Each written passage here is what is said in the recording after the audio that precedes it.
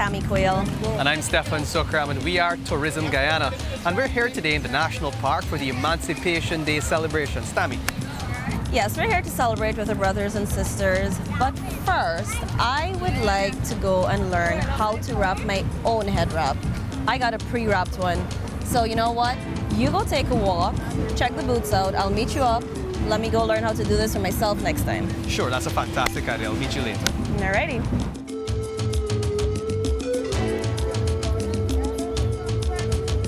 Our people need an identity to carry them on. Identify yourself with your culture. Everybody ought to know. You can never hide from where you belong. Keep the scripture, tell you so. Our people without a culture are like sheep that's gone astray, yeah. What I'll be doing is wrapping a gele. This is what you call an African gele. Well, given that the client she's single, not married, we can wear an open hairstyle. Unlike mine is enclosed. My earlobes have to be closed as well. And along to my hair. My hair should not be exposed. That's traditionally how the married women wear their gele. But times change, so people change with it. So I'll be attempting open piece for her. Traditionally, the gele really talks about modesty in a woman. It exposes her true beauty, which is her face. Yes. So it's a wonderful experience to actually have your head wrapped. I could tell you because I liked it as a child, but I more embrace it as an adult when I see the significance of it. I mean, a lot of women like their hair, all wrapped, but for me, I have natural hair, and it's one way for me to protect my hair, from the harsh weather conditions. Hi, good afternoon. How much make on key? Right, $200. Can I have two, please? Oh, sure thing. Thank you.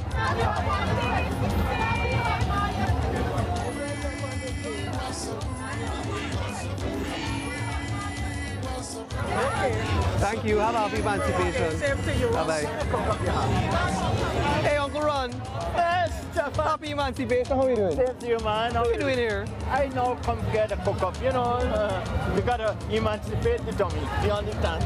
Uncle Ron, cook up. You should cook up at home. But I can't cook. Oh, Lord. Anyhow, Uncle Ron, while you wait on your cook up, I want to talk to you about something. Yeah, sure. Okay. For me, it's not just a craft. It's a way of life.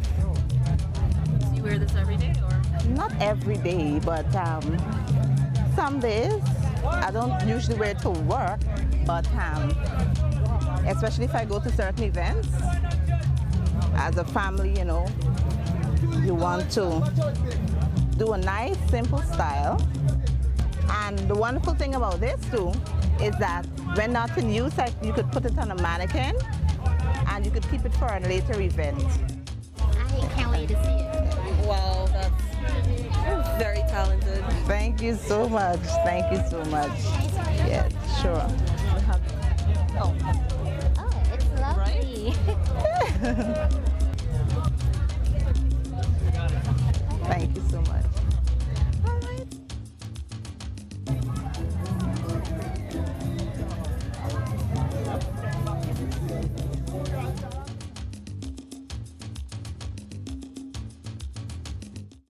Yeah, let's remember, let's check out the Metal J and fry fish, cook up and fry fish, everything going cheap and sweet.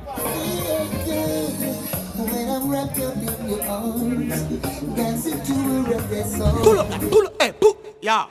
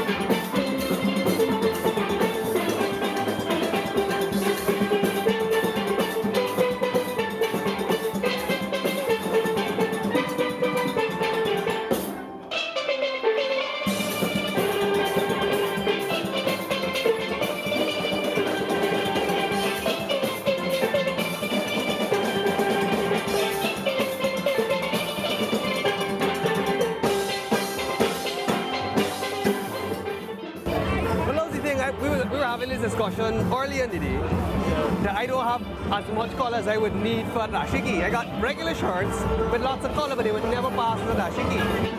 This morning,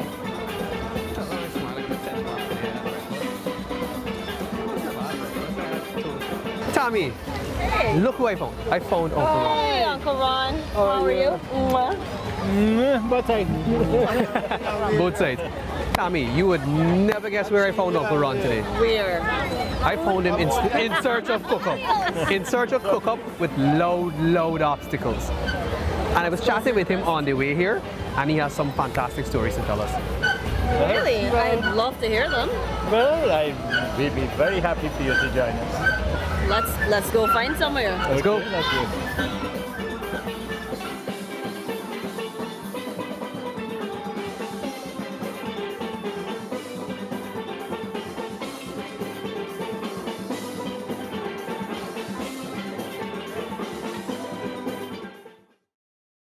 Well, Stephan and Tammy, I have been coming to the park for years now, many years. But you know, Emancipation was, what, 181 years ago in 1838. Of course, I wasn't around at that time, you know. Uncle Ron, you sure? Been Yes, about sir. a while, you know. Listen, you know, since I got beg pardon, little boy does kick big man, right? Good, okay. No, but that was a thing. But you see, earlier than that, the Emancipation as we know it today, we had folk festival. And that folk festival, we have to say a very big thank you to persons like Professor Vibert Cambridge, who is a Guyanese who has been in Ohio for a long time. And that folk festival taught youngsters about games they didn't know about, like Harry, Dory, Gam, Link, and so on. And that was really good. And then Emancipation, every year we come here and we have people dressed and drums and what have you. So it's a very big thing for us, and it's not only here, it's all over the Caribbean, and it's also very big in Berbice. That's where a lot of Emancipation is really felt. So, Uncle Ron, how did you get into broadcasting and you know, how did that come about? Oh, that's another long story, boy. It's a very long story. Well, we already sitting, so we can deal with it. Well, I started actually in 1964 on the GIS, the Government Information Services, when a gentleman by the name of Percy Haynes, who was in charge of radio for GIS, invited me to record a program every week called Perspective. And so that was back in 64, 55 years ago, before either of you were even thoughts, you know? Probably very true. before some of your older relatives weren't even born yet. Yeah. So, Uncle Ron, in doing the math, based on how long you've been, you know, doing this, that would mean you would have witnessed independence in 1966. Oh yes, I was very much around in 1966. And in fact, it's good, Tammy, that you asked that right here, because I was right here on the night of May 26, 1966, when the Union Jack, the British flag, came down and the golden arrowhead went up for the first time. Wow. And I remember it was somebody who was at Queen's College, same time as me, Desmond Roberts. He had the honor of raising it the first time. But that was a night to remember, Tammy and Stephan. The Guyanese were Guyanese. It's just everybody was just a Guyanese. Yeah. And there was a moment in this park when thousands and thousands of people thronged the park. It was packed, and you could still hear for a moment a pin drop. It was so electric. It was so, and I still get goosebumps thinking about it. I'm getting it right now. And that was a memorable moment for me.